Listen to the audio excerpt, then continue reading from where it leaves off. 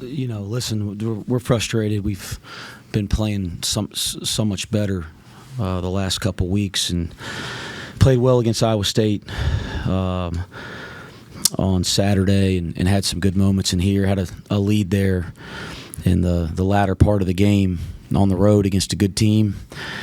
And then it just went sideways on us a little bit in a lot of different ways. We had some opportunities to convert on the free throw line and couldn't do it.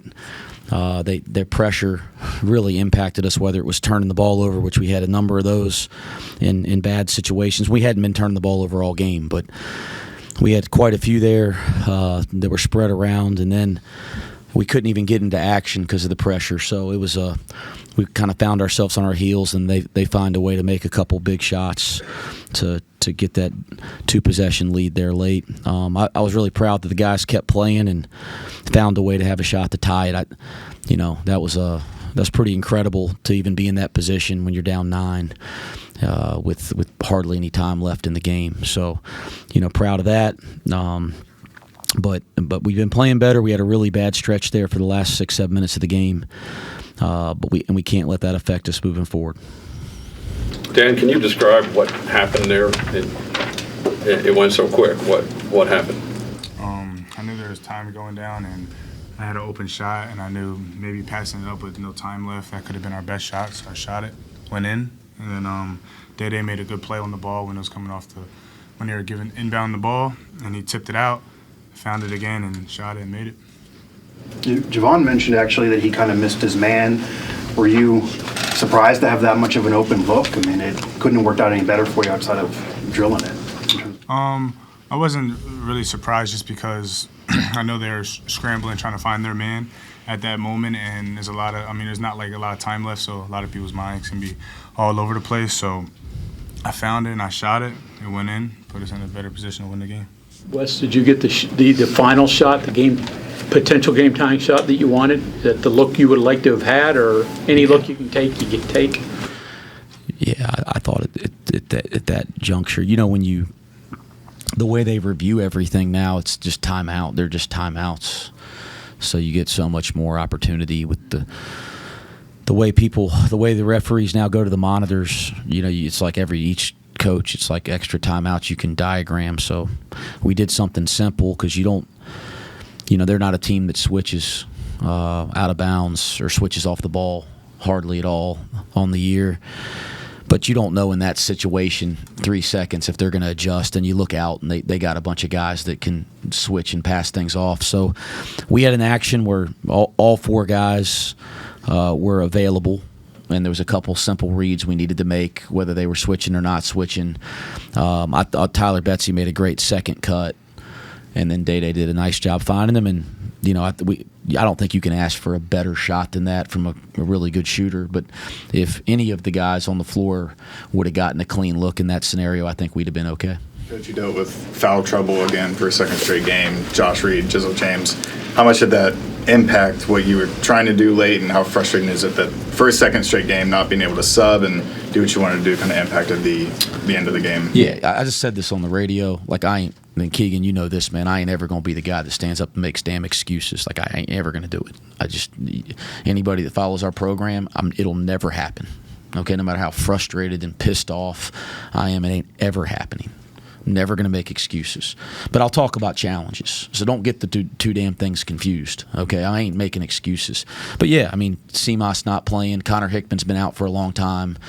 Those are 2 guys that were extremely important throughout our entire non-con, and really important to our offensive execution. So listen, we're in a 20. These are not freaking excuses. And anybody that writes or puts out a tidbit, put that damn part out. Okay, but in a 20 league game season, in 20 play dates, okay, in 20 games. So some leagues have played 20 games and played 2 before Christmas, and so they're playing 18 after. We play in 20. You're barely practicing. So what are you relying on?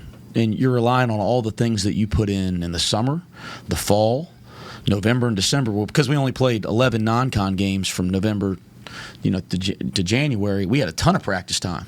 Well, during that time, Connor and CMOS are a big part. So that creates a challenge at this juncture in the season when we've been out, Connor's been away for a long time, we've adjusted. But then you lose a guy like CMOS that leads us in minutes played. That creates a challenge. And we had lineups out there tonight we haven't spent a lot of time practicing with. We have guys in places that, running our actions that, they've probably never been in. And, yeah, that has some effect, but it's not an excuse. Everybody's dealing with stuff this time of year, and that's just college basketball, and you got to be good enough to adjust. So I'll answer your question, yeah, it's a challenge. But, I'm sure every team in the country in February, especially in this league, has challenges. CMOS day-to-day or week-to-week, what's his status right now? Yeah, he's had ultrasound, an X-ray, and an MRI, and I'm no doctor, so I'm just a basketball coach. He's had all three of those things. Nothing points to being serious. CMOS is one of the toughest kids that I've ever coached in terms of injuries.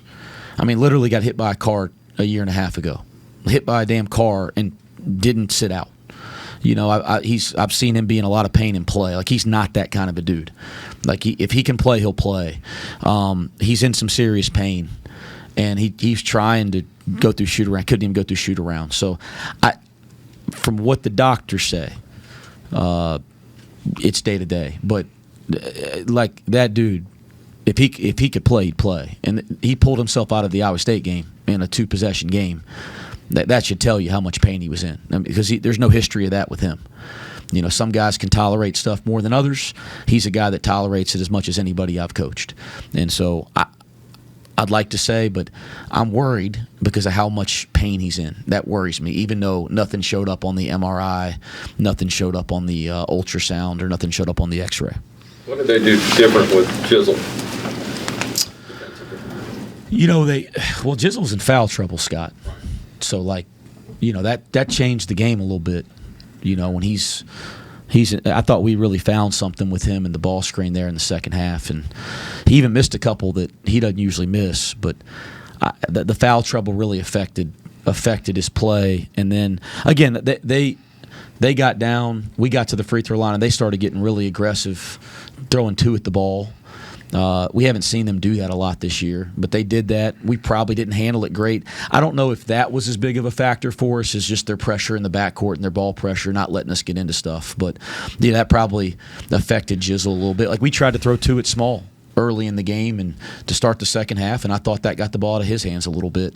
So, this level, when you throw two at the ball, guys got to move it, and I thought Jizzle did that. I thought Javon did that on the other side. Coach, you talked about it a little bit there, but a lot of the conversation here was you guys are a different team than when West Virginia won in Cincinnati. Was there anything different about the Mountaineers? You notice anything different from this game to that game, and just any thoughts on West Virginia's on the bubble now and their tournament prospects as an opponent? No, I don't. I have respect for their team. Obviously, they kicked our tails in our own arena. That was a low point for us, just not because of the opponent, because of to lose a game the way we lost that game at home was a low point. And I thought since then we've kind of reset and played better basketball, even if we haven't won here the last two games. And I was really frustrated with that stretch when we have a lead in the second half. Other than that, we played pretty good basketball recently. But I have respect for them, just like I have for everybody in this league. But no, I don't have any evaluation of how they've. Again, they're doing a lot of the same stuff they were doing when we prepared for the first game, and they're a really good basketball team. Coach, what's the message to your team down 9 with 17 seconds left? What's the message to them when they go and have those reviews, like you said, that are kind of like timeouts? What's the message to them? Just talking about what we have to do next. This is and we practiced that stuff a ton this year. How to handle those situations. Down 9 with like 20-some seconds left. That you don't see a chance to tie the game in that scenario very often. So I was, like Dan said, he steps up and makes a big shot, get a steal, make another, and then all of a sudden it's a different deal, right? But all those breaks in play just give you a chance to talk about the next thing. But we didn't do anything we hadn't really practiced. It was just honestly just preparing. Last one. What's the message from here? More to play. Game TCU on Saturday. Come on, yeah. So let's get ready to play. We played better here, guys. We're 3-2 of our last 5, and we've had chances to win both games on the road, quad 1 games. So there's a lot of basketball left. We're not in there's some bad BCS leagues. I ain't calling out other leagues. There's some bad leagues. There's some leagues where you don't have chances to build resumes and make statements. There's not a bad game in this entire league. Everybody in this league's really good. Every win's a good win. So we got another opportunity against a good team on Saturday. Thank you. Thanks.